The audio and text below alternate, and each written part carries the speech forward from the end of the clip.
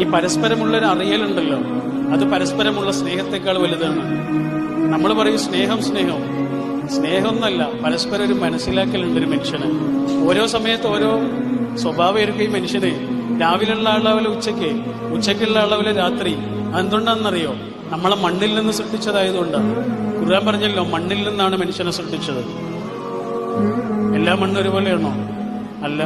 ഒരേ മണ്ണ് തന്നെ എല്ലാ സമയത്തും ഒരുപോലെയാണോ? അല്ല. മണ്ണിൽ നടക്കുന്ന ഈ ഭാവമാറ്റങ്ങളുണ്ടല്ലോ, ഋതുഭേദങ്ങളുണ്ടല്ലോ, അത് മണ്ണ് കൊണ്ട് സൃഷ്ടിച്ച മനുഷ്യനിലും ഉണ്ടാകും. അതുകൊണ്ട് ഈ മനുഷ്യന് വേണ്ടത് അത്രയേറെ ശ്രവിക്കുന്ന, അത്രയേറെ ശ്രദ്ധിക്കുന്ന, അത്രയേറെ തൊട്ടടുത്ത് നിൽക്കുന്ന ഒരാളെയാണ്. ഞാൻ പറഞ്ഞു വന്നത് ഇതായിരുന്നു. 20 ആളുകൾ ഒരു ക്ലാസ്സിലുണ്ടെങ്കിൽ 1-2 ആളുകൾ നമുക്ക് അത്രയും പ്രിയപ്പെട്ടവരാകാനുള്ള കാരണം അവർ നമ്മളെ കേട്ടത് കൊണ്ടാണ്.